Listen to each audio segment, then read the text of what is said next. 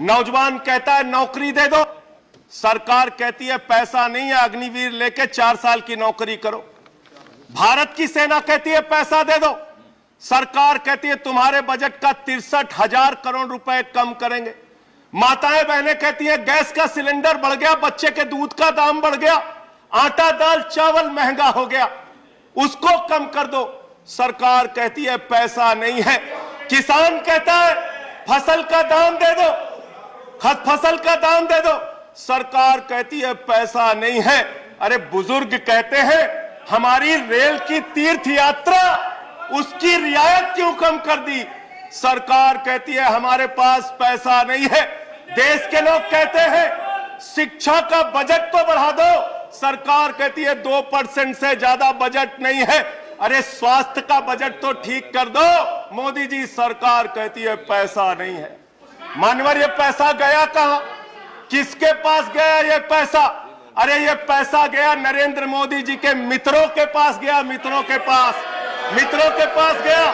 मैं आपको बताता हूं मान्यवर कहां कहां गया। 20,000 करोड़ रुपए लेके नीरव मोदी मेहुल चौकसी भाग गया, 10,000 करोड़ रुपए लेके विजय माल्या भाग गया, 3,000 करोड़ रुपए लेके ललित मोदी भाग गया, 6,000 करोड़ लेके नितिन संदेशरा भाग गया। और ये मेरी जानकारी नहीं है, ये मेरी जानकारी नहीं मान्यवर, इस सरकार ने बताया पूंजीपतियों का 11 लाख करोड़ रुपए माफ किया। 11 लाख करोड़ रुपए आप जीरो लगाते लगाते थक जाएंगे मान्यवर, इतना पैसा इन्होंने पूंजीपतियों को माफ किया। और इस सरकार को एक सनक है, इस सरकार को एक सनक है, मोदी सरकार को एक सनक है, उसको यह सनक है हमको अपने मित्र को अमीर बनाना है, हमको अपने मित्र को अमीर बनाना है, हमको अपने मित्र को दुनिया का सबसे बड़ा अमीर बनाना है। और मालूम है मान्यवर उसको कितना कर्जा दिया इस सरकार ने? 2.5 लाख करोड़ रुपए, 2.5 लाख करोड़ रुपए मान्यवर, 2.5 लाख करोड़ रुपए। जीरो लगाते लगाते थक जाएंगे। एक इंसान को 2.5 लाख करोड़ रुपए और बच्चे के दूध पे टैक्स लगाते हो, आटा दाल चावल पे टैक्स लगाते हो, हिंदुस्तान के गरीब आदमी का खून चूसने का काम करते हो। सरकार किसके लिए चल रही मान्यवर? यह सरकार किसके लिए चल रही है? इसको ध्यान से हमें सोचना पड़ेगा।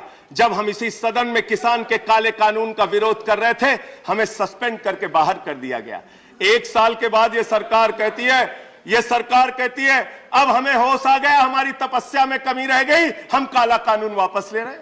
क्यों भाई? 1 साल पहले कानून वापस ले लेते तो 750 किसानों को शहीद नहीं होना पड़ता। आज एक छोटी सी बच्ची, 6 साल की बच्ची ने प्रधानमंत्री को चिट्ठी लिखा है मान्यवर। उसने लिखा है मम्मी से जब पेंसिल मांगती हूं तो मम्मी मुझे मारती है, मम्मी जब पेंसिल मांगती हूं तो मम्मी मुझे मारती है। वो कीर्ति दुबे पूछ रही है मान्यवर मोदी जी कहां है, मोदी जी कहां है? मैं उस कीर्ति दुबे को बताना चाहता हूं मोदी जी की पूरी सरकार झारखंड में विधायकों की मंडी में व्यस्त है, विधायकों की मंडी में व्यस्त है, विधायक के खरीदने में लगे मान्यवर, विधायक खरीदने में लगे।